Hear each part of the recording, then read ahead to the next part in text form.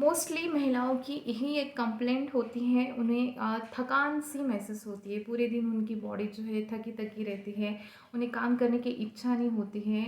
एक अलग प्रकार की उनमें थकान सी महसूस होती है। काम वो वर्क परफॉर्मेंस जो है वो पहले की तुलना में बहुत कुछ बदल जाता है। मतलब एज भले ही कम हो लेकिन उनका वर्क कैपेसिटी कम हो जाती है।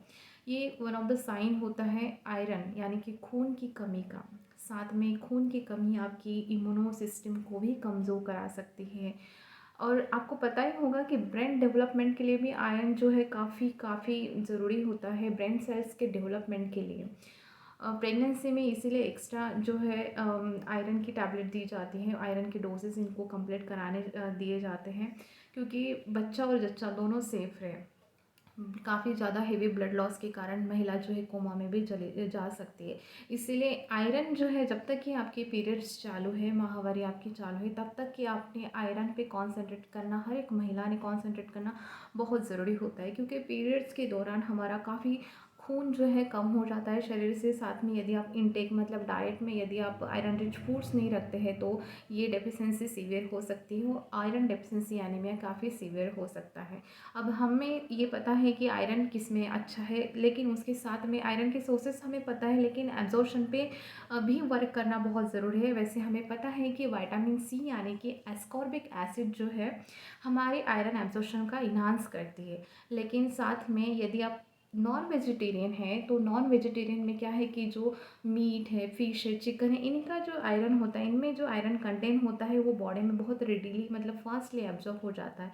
लेकिन आप इन केस आप वेजिटेरियन हो तो आप मिक्स डाइट रखना चाहिए और इसमें कोशिश करें कि फाइटेट और ऑक्सलेट डाइट में कम हो। ये ऐसे फूड्स कंपोनेंट होते हैं जो कि आयरन का एब्जॉर्प्शन नहीं होता होने से रोकता है। साथ में आप जितना टैनिन और कैफीन से दूर रहे, यदि आपको आयरन डेफिशिएंसी है तो आप टैनिन और कैफीन से दूर रहे, क्योंकि ये भी आयरन के एब्जॉर्प्शन को कम कराते हैं।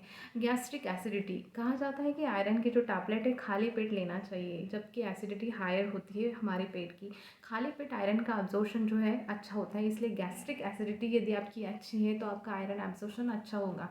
फ्रुक्टोज, ऑर्बिटॉल है, ऐसे फ्रूट शुगर होते हैं, आपको ये शुगर के टाइप है, ये आपको सिर्फ फ्रूट्स में मिलेंगे। यदि आप डाइट में फ्रूट्स इंटेक रखते हैं तो इनमें फ्रुक्टोज और सॉर्बिटॉल जैसे शुगरी प्रोडक्ट होते हैं, एक कंपोनेंट होते हैं जो कि आयरन का एब्जॉर्प्शन बढ़ाते हैं।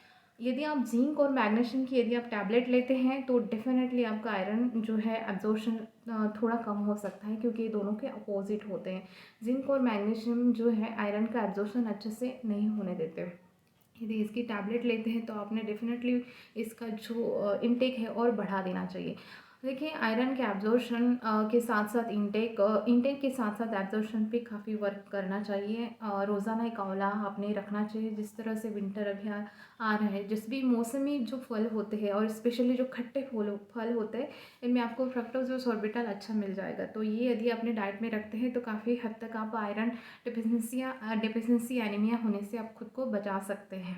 और यदि सीवियर ब्लड लॉस होता है आपको पीरियड्स में, यदि 3 या 4-5 दिन आपको नॉर्मली जो एवरेज ब्लड लॉस होना चाहिए उतना होता है तो डेफिनेटली ये ठीक बात है। लेकिन एक्सेसिव यदि आपको ब्लीडिंग हो रही है तो डेफिनेटली आपने अपना जो एचबी चेकआउट करना है। और बहुत ये क्या करेगा, आपको और एक्सेसिव आपका आयरन जो है डिप्लेट करेगा, आयरन का लेवल कम कर देगा बॉडी में।